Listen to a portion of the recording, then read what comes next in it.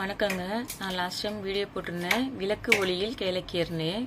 அதில் 7 நாள் நான் டெய்லி விளக்கேற்றணும்னு வேண்டிகிட்டு இருந்தேன், சொன்னேன் உங்ககிட்டயே. அதே மாதிரி எனக்கு 7 நாள் நல்லபடியாக அமைச்சு கொடுத்தாரு கேளக்கியர் சித்தர்.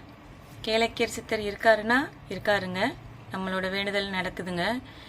நான் மெயினாக வேண்டிக்கிட்டது என்னோட கால் வலி சரியாகணுன்றதுக்காக அந்த 7 நாள் நான் தீபம் போட்டேன். தீபம் போட்டிங்கன்னா நான் பிரம்ம முகூர்த்தத்தில் நான் தீபம் ஏற்றலை. டைம் நான் எப்போ சாமி கும்பிடுவேனோ அப்போ தாங்க நான் விளக்கு ஏற்றினேன் அவருக்கு. எனக்கு ஆச்சரியத்தை 2-3 கொடுத்தாரு. நான் அதை இப்போ சொல்ல விரும்பலை. அதுக்கு எப்போ நேரம் வருதோ நான் அப்போ சொல்கிறேன். நான் இப்போ 2 இடத்துக்கு வெளியே போன இடத்துல எனக்கு வெள்ளை கலர் பட்டாம்பூச்சியில் காய்ச்சி கொடுத்தாரு. நான் பார்த்தேன். என்னோட வீட்டில் அந்த ஈசல் மாதிரி வரும் இல்லைங்களா, அதில் வெள்ளை கலரில் என் வீட்டில் 3 நாளாக சுற்றிட்டு இருந்தார்.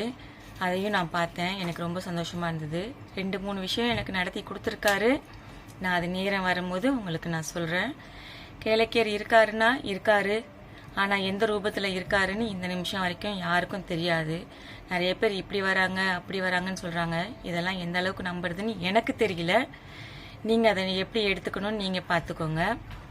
இந்த மாதிரி இந்த டைமில் தான் விளக்கேற்றணும், அந்த டைமில் தான் விளக்கேற்றணும்னு நினைக்காதீங்க. உங்களுக்கு எப்போ டைம் கிடைக்குதோ, நீங்கள் எப்போ பூஜை பண்ணுறீங்களோ அப்போ விளக்கு ஏற்றுங்க. கண்டிப்பாக அவர் ஏற்றுப்பார். நம்மளோட சூழ்நிலையை அவர் புரிஞ்சுப்பார். நம்ம சூழ்நிலையை புரிஞ்சுக்கிறவங்க தாங்க தெய்வம். நீ இந்த டைமில் தான் விளக்கேற்றணும், இந்த டைமில் தான் என்னை கும்பிடணும், அப்போ தான் நான் உங்ககிட்ட வருவேன்னு எந்த சாமியும் இது வரைக்கும் சொன்னது கிடையாது. இது நாமளாக ஏற்படுத்திக்கிறது தான். அந்த மாதிரி தயவு செஞ்சு நீங்கள் செய்யாதீங்க. உங்கள் வீட்டில் சூழ்நிலை எப்படி இருக்குன்னு பார்த்துட்டு அது மாதிரி நீங்கள் சாமி கும்பிடுங்க. கண்டிப்பாக உங்களுக்கு உதவி செய்வார். நான் 108 வாட்டி தான் சொன்னேன், 1008 வாட்டிலாம் சொல்லலைங்க. காலையில் இந்த பிரம்ம முகூர்த்தத்தில் விளக்கு போடணும், குளிச்சுட்டு விளக்கு போடணும், நைட்டி போடாதீங்க, லுங்கி கட்டாதீங்கன்னு அவர் சொன்னார்.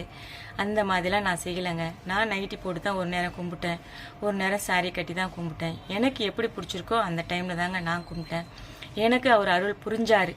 நான் நம்பிக்கையோட கும்பிட்டேன், உண்மையாக கும்பிட்டேன். எனக்கு துணையாக இருந்தார். அதே மாதிரி நீங்களும் உங்கள் மனசுக்கு எப்படி தோணுதோ அப்படி கும்பிடுங்க. அடுத்தவங்க இதை சொன்னாங்க அதை சொன்னாங்கன்னு என்றைக்குமே கேட்காதீங்க. உங்களோட வீட்டில் சூழ்நிலை எப்படி இருக்குன்னு பார்த்துட்டு அது மாதிரி கும்பிடுங்க. கண்டிப்பாக உங்களுக்கு துணை இருப்பார். நன்றிங்க. ஓம் கேளக்கிய சித்தரே போற்றி.